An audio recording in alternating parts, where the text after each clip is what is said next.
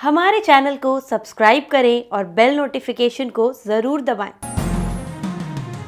ज्योतिष रतन केंद्र चैनल पर हमारे आप सभी प्रिय दर्शक गणों का बहुत बहुत हार्दिक स्वागत और अभिनंदन। मेरे प्रिय साथियों, मैं हूं आचार्य पंडित सर्वदानंद शर्मा। मेरी ओर से भी आप सभी को एक बार फिर प्यार भरा नमस्कार। तो प्रिय साथियों, अब इस नवंबर के महीने में कुछ बड़े हिंदुओं के जो हमारे पर्व हैं वो आ रहे हैं। उनको किस किस तरीके से मनाना है, कैसे मनाया जाता है, उनको मनाने की एक अलग खुशी भक्तों में होती है, श्रद्धालुओं में होती है और एक अलग ही क्रेज़ होता है।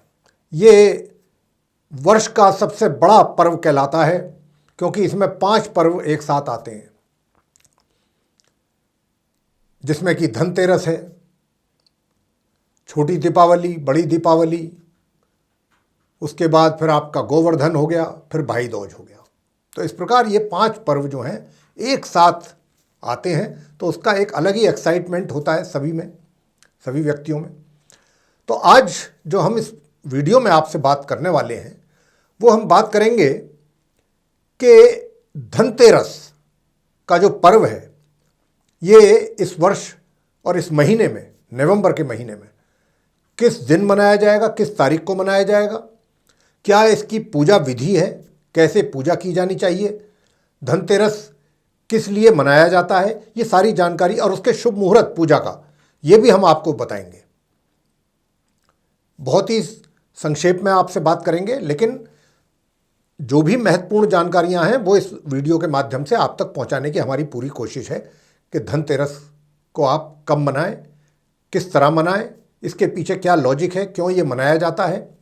तो आइए साथियों, चर्चा को आगे बढ़ाते हुए अब हम आपसे धनतेरस को लेकर के जानकारी साझा करने जा रहे हैं। तो साथियों, ये धनतेरस का जो पर्व है इस वर्ष 10 नवंबर दिन शुक्रवार 2023 को मनाया जाएगा। और धनतेरस का यह पर्व कार्तिक मास की कृष्ण पक्ष की त्रयोदशी तिथि को मनाया जाता है। इस दिन जो देव धनवंतरी के अतिरिक्त माता लक्ष्मी जी और धन के देवता जो कुबेर को माना गया है, उनके पूजन करने की परंपरा है। इस दिन यानी कि धनतेरस के दिन जो यमदेव हैं, यमराज जी हैं, उनको भी दीपदान किया जाता है। ऐसा हमारे शास्त्रों के अनुसार मान्यता है साथियों, कि इस दिन यमदेव की पूजा करने से जो अकाल मृत्यु का भय नहीं रहा करता है।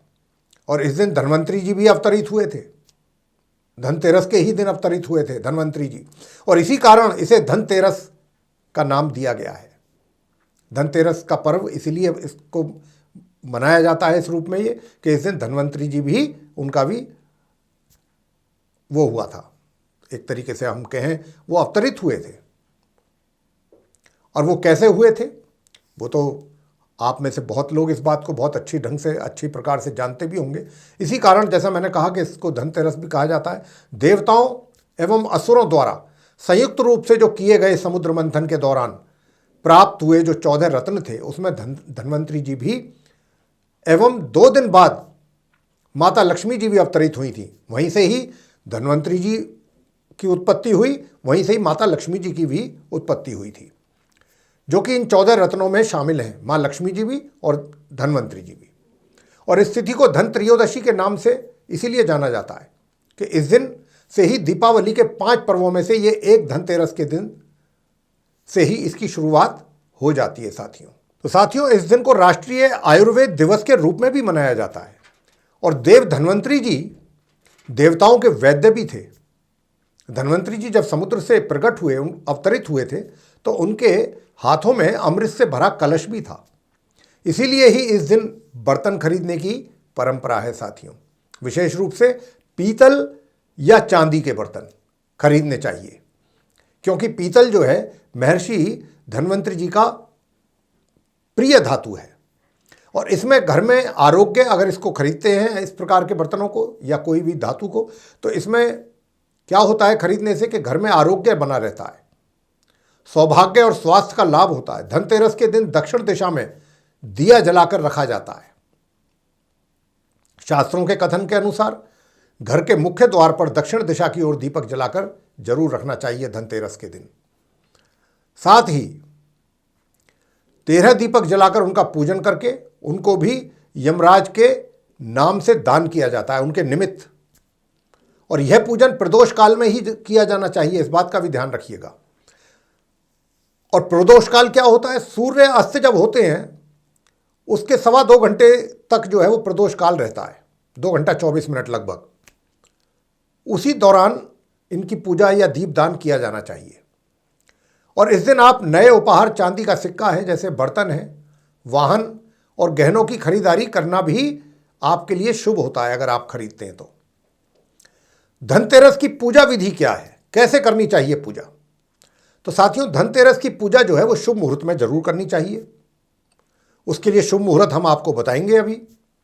और सबसे पहले तिजोरी में कुबेर यंत्र की आप स्थापना करें और फिर उसका पूजन करें विधिवत। तो 108 बार आप इस मंत्र का करें जाप कुबेर देव जी का। और मंत्र कुछ इस प्रकार से है: यक्षाय कुबेराय वैश्रवणाय धन धान्य अधिपतये धन धान्य समृद्धि में देहि दाप्य स्वाहा। साथ ही धन्वंतरी जी की पूजा भी अवश्य करनी चाहिए। संध्या काल में पूजा करने से विशेष फल की भक्तों को प्राप्ति होती है।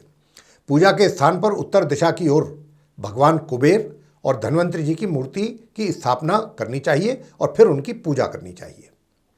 इनकी पूजा के साथ साथ माता लक्ष्मी जी और भगवान श्री गणेश जी की भी पूजा का विधान है। साथियों, ऐसी मान्यता है कि भगवान कुबेर को सफ़ेद मिठाई पसंद है, जबकि धन्वंतरी जी को पीली मिठाई प्रिय है।